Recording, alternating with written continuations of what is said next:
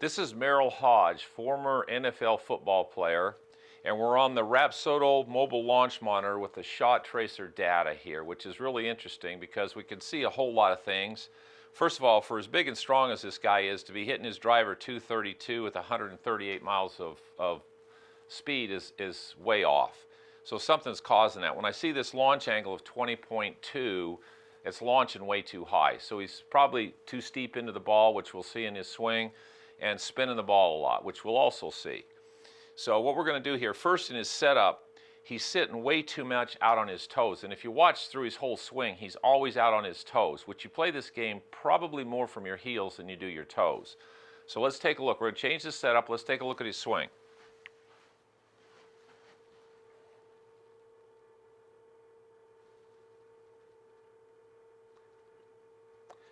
So as he starts the club back, his weight goes to his right toe, the club lifts, but what really concerns me is if you watch what happens here is he's going back, his left wrist is cupping, and his right wrist gets flat. So the club face is way open. Little across the line doesn't concern me as much as that face is way open. Now when he starts down, the left wrist stays cupped and the right wrist is flat, so the face is way open. So now as he's coming into the ball, a little too close to it, but then he has to do a lot of flipping, and it's really steep. So we've got to fix, one, the posture, and two, how his hands are working on the clubs to get the club face a lot more square to be able to compress the ball more.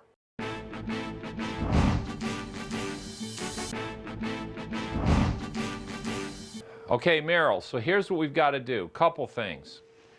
In your setup, if you just stand and you got balance, so your toes are quiet. Your toes are a multi-million-year balance device, so they're helping you to tell you where balance is.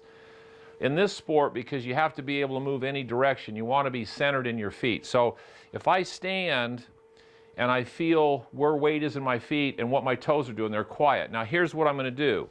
If I took this club and I put it on my back, now my knees are over my ankles. I just push my hips back, so I'm still centered in my feet. If you lean out onto your toes, which when I look at your swing, you start on your toes and you stay on your toes your whole swing. One thing we found from all the biomechanics is these tour players play more from their heels than they do from their toes. That's important for you to understand. Those force plates, they're in the center of their feet, they go to their right heel, they go back up to the center to the ball of their left foot, then they go back to their left heel and then out to the ball of their right foot. You're too much on your toes. So when you're on your toes, your body has a hard time rotating.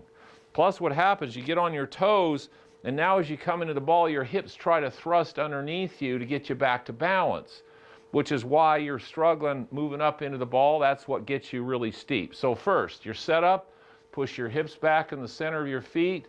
When you go back, I want you to feel like you're playing more from your heels than you are from your toes. Now, I know you're going to feel like, oh, that's no power. It's actually a lot more stability and a lot more offsetting of the circular force of the club, so it's actually more power, not less. Now, the other thing that's critical, your hands.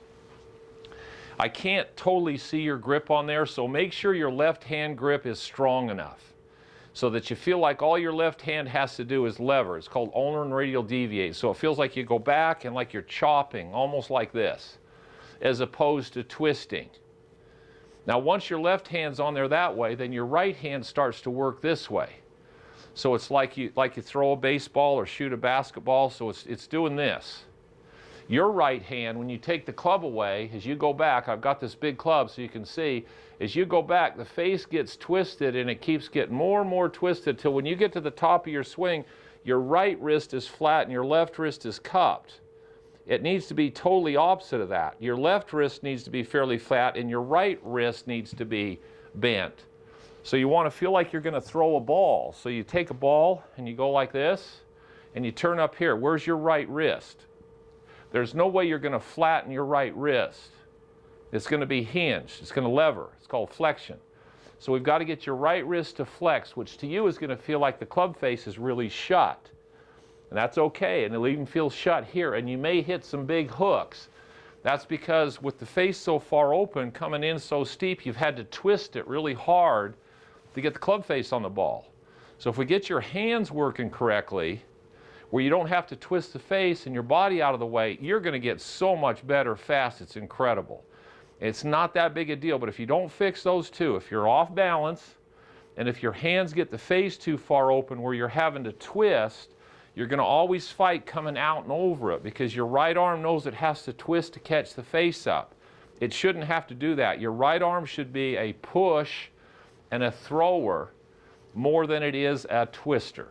You do those couple of things, you're going to see a big difference in how hard you hit the ball and how far it goes. You may pull a few at first, that's okay. Then we can work on your path to get the ball started a little more to the right.